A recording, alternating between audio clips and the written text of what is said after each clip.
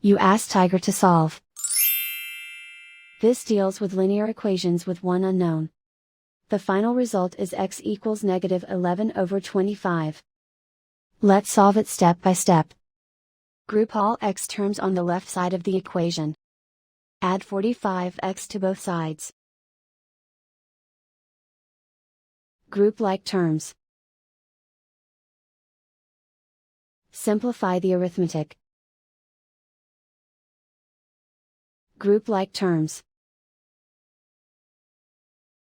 Simplify the arithmetic.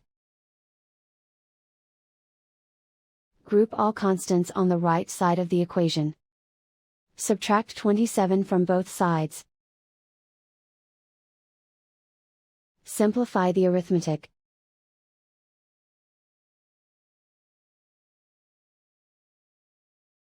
Isolate the x.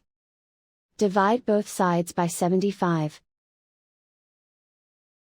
Simplify the fraction.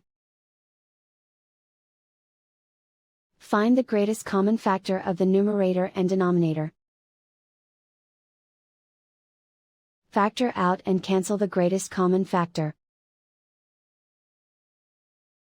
And so the final result is x equals negative 11 over 25.